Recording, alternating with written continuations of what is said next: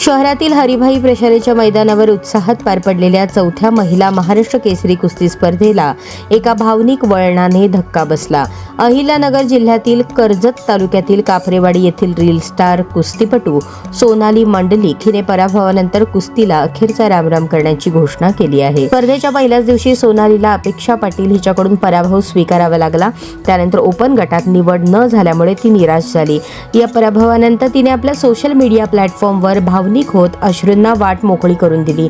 आर्थिक अडचणी, स्पॉन्सरशिपचा अभाव, योग्य खुराक न मिळणे, 65 किलोपेक्षा वजन वाढवता न आल्याने ओपन गटात संधी गमावल्याची खंत तिने व्यक्त केली।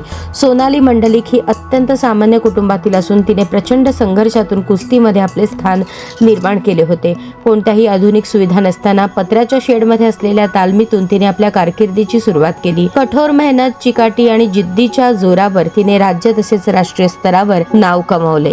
खेलो इंडिया स्पर्धेत सुवर्ण पदक पटकावत तिने आपली गुणवत्ता सिद्ध केली। ओतूर येथे झालेल्या कुस्ती स्पर्धेतही तिने चांदीची गदा आणि रोख पारितोषिक जिंकत आपली ताकद दाखवून दिली होती। तिच्या यशामुळे अनेक ग्रामीण भागातील मुलींना कुस्ती क्षेत्रात येण्याची प्रेरणा मिळाली। मात्र अशा प्रतिभावान खेळाडूला आवश्यक आर्थिक पाठबळ, योग्य मार्गदर्शन आणि पोषण सुविधा न मिळाल्याने तिला हा टोकाचा निर्णय घ्यावा लागल्याची खंत क्रीडा वर्तुळातून व्यक्त होत आहे। स्पर्धेनंतर सोनालीने तात्काळ सोलापूर सोडत सोशल मीडियावर भावनिक व्हिडिओ शेअर केला। या व्हिडिओत ती रडत रडत कुस्ती सोडत असल्याची घोषणा करताना दिसते आहे। तिच्या या निर्णयामुळे महिला कुस्तीपटूंमध्ये आणि क्रीडा प्रेमींमध्ये चिंता व्यक्त केली जात असून राज्यातील उदयोन्मुख खेळाडूंना भेडसावणाऱ्या अडचणी पुन्हा एकदा समोर आल्या आहेत। सोनाली मंडलिक सारख्या जिद्दी आणि प्रतिभावान खेळाडूने घेतलेला हा निर्णय केवळ वैयक्तिक नसून ग्रामीण क्रीडा व्यवस्थेतील उणीवांवरही प्रश्नचिन्ह उपस्थित करणारा ठरत आहे। योग्य वेळी आवश्यक मदत आणि संधी मिळाली असती तर अशा खेळाडूंनी देशासाठी मोठी कामगिरी करण्याची क्षमता असल्याचे मत क्रीडा तज्ञांकडून व्यक्त होत आहे।